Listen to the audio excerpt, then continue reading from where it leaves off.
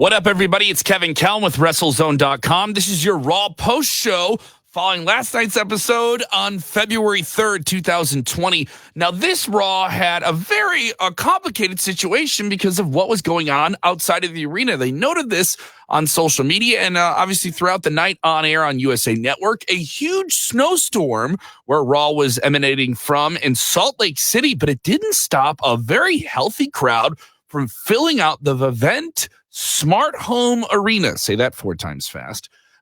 Very, very proud night for WWE. Considering a snowstorm, a lot of fans still turned out for the show, and they were great. And I would say that was the highlight of the night on what looks like a pretty darn good episode of Monday Night Raw. Did you see it? What did you think of Monday Night Raw? If you're with us live or you're just watching on demand, don't be afraid to jump down in the comments and let us know what you thought of it.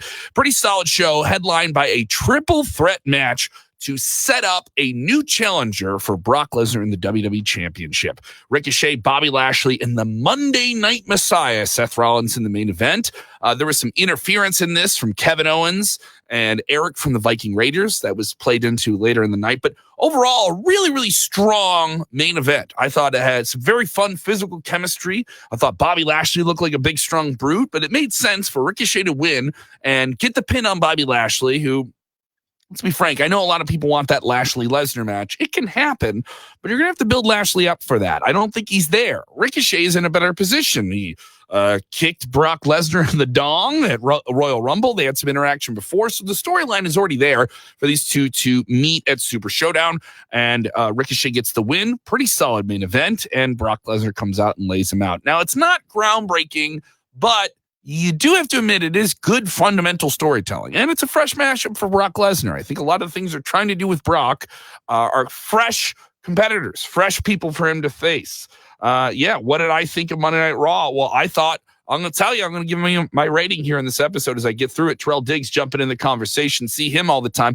Get your conversation with us here on screen. Tell us what you thought of the triple threat of Monday Night Raw. What do you think of Ricochet as the new challenger for the WWE Championship? Is he just, a bump in the road to what we know will be the main event of this year's WrestleMania with Drew McIntyre facing Brock Lesnar? Also, Drew was in action in a very, very short match, getting over that 3-2-1 Claymore gimmick that he's got going. And it's very odd that they've been able to turn him into such a convincing babyface so quickly. So quickly, people are on board with Drew McIntyre. Are you on board with him?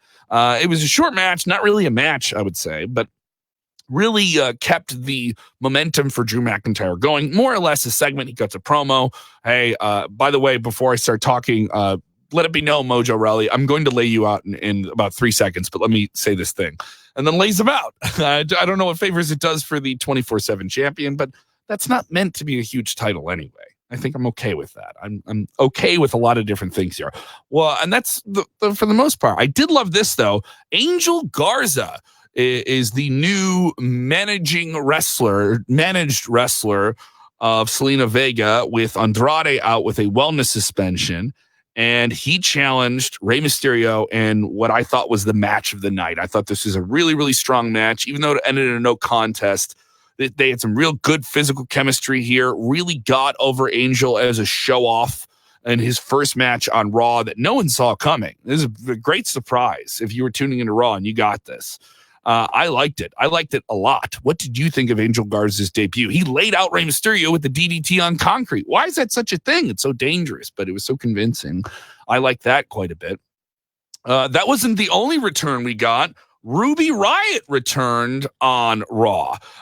She came out at the end of Liv's very, dominating performance over Lana. It was not a solid match. There wasn't a whole lot to think about with this match that would make you think, wow, this is great. But it was really just to set up this angle.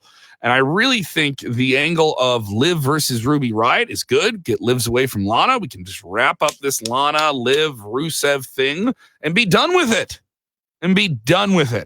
I think it proved itself to be successful, but the legs on that have been long in the tooth. That's the term I'm looking for. But the teeth are out of that, and we put new teeth in. I'm into it here. Jess Goffin, what was with Ruby and Liv? Why did these turn on each other? Well, yeah, why would Ruby turn on Liv? Well, that's why you got to turn in. These guys used to be in a faction together, the Riott Squad. Now they are no longer a squad. They are rivals. Why did Ruby lay out Liv and give her a nasty running clothesline to the back, like the back and the neck? I saw that, and I thought that was a particularly mean thing here. Ali Darskaya will join me later today on WrestleZone Daily. We're going to be doing that at 5 p.m. Central, 6 p.m. Eastern. You can check that out on our podcast feed. Subscribe, by the way, WrestleZone Radio. But this right here, video exclusive. You don't get audio of this. You only get the video of it. So she'll be joining us. She loved Ruby versus Liv. I think it's a fresh matchup. I think Ruby being a part of Raw, we haven't seen her in such a long time.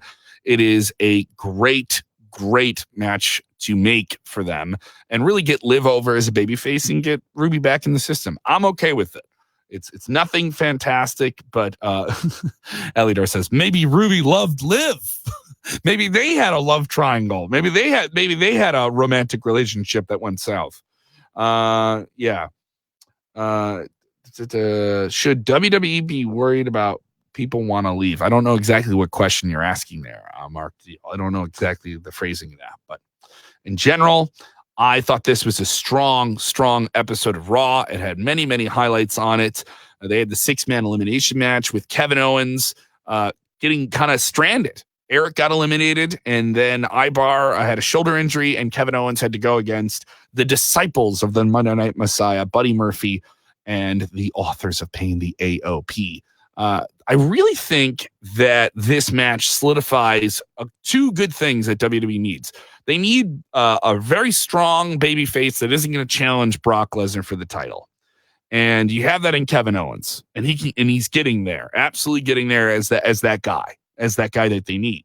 And then you need Rollins to be this evil kind of I'm doing the right thing character. And they've been doing that since Survivor Series, and I really think it's catching a stride. He got a really great booed reaction promo.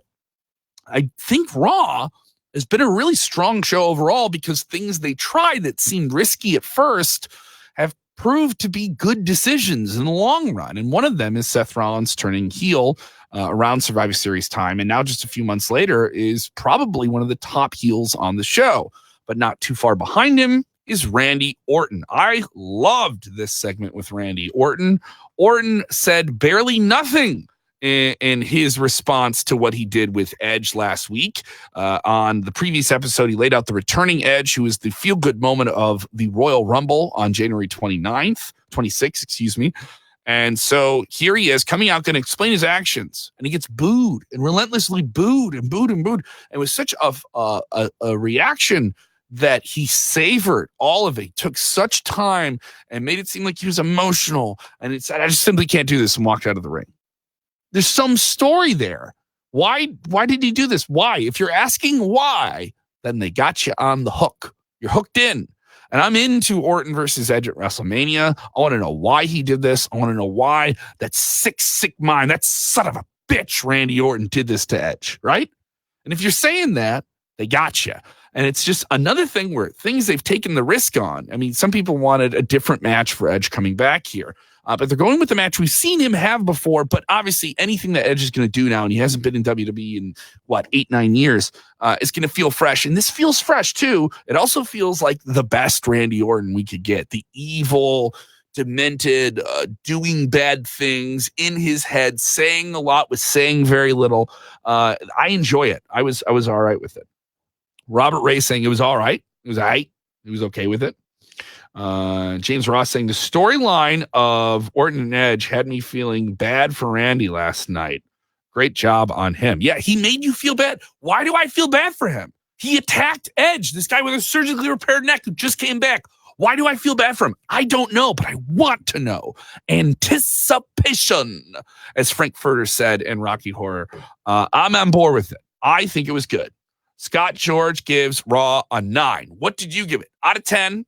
You got 10 fingers on your hand. Look at those fingers and tell me how many of those fingers decided that Monday at Raw was a good episode. All right. I want to know you're ready. He gives it a 9. All right. Other people having pretty good opinions of it, thinking it was a good thing. Yes, the voices are in his head. You're absolutely right, Aliar. There are voices in Randy Orton's head. I will say this. I think this was a good episode of Raw. I don't think it was the best. I thought last week's episode with Edge's return and promo were fantastic, and there were several good matches on it. I thought most of the matches were good, but not super great. Not super great. I loved Angel Garza and Rey Mysterio. I thought they had a great match. I thought it was the best match of the night. But I give Raw a 7 out of 10, all right? If you haven't caught up on it, go seek it out. It has been between Raw and SmackDown. I've really enjoyed Raw more recently. I think SmackDown's fine, but there's some stuff that doesn't hit, and the things that do hit are, mid-level stuff. Otis and Mandy are the best things over on WWE SmackDown. NXT's been amazing. I think it's the best WWE show on television every single week. That's my opinion. But what do you think? Let me know in the comments below. If you're watching on demand, get down there. Tell us what you're excited about. Tell us what you didn't like, and give us your 1 to 10 on this week's Monday Night Raw. All right. If you're watching on YouTube, don't forget to subscribe and turn your notifications on. If you're with us on Facebook, you can like our page, but you also need to follow it for some reason, so you also know what's going on with us. We do the WrestleZone Daily, Monday through Thursday, long-form show that breaks down all the different things going on in the world of wrestling, well beyond WWE, AEW, NWA, all that stuff. We get very, very goofy. And as you can see, we kind of bring your comments up here on screen. It's also available as a podcast. We just added on the podcast feed, WrestleZone Radio, if you just want to listen to the audio of it. An exclusive interview with Sean Spears of All Elite Wrestling, a very, very in-depth conversation with him. Plus, you can go into our archives and check out sit-down interviews we did with Chris Jericho, Seth Rollins, Jon Moxley, Lacey Evans, and many, many more. It's all available. Go subscribe, WrestleZone Radio. Thanks for supporting everything that we have going on at WrestleZone.com.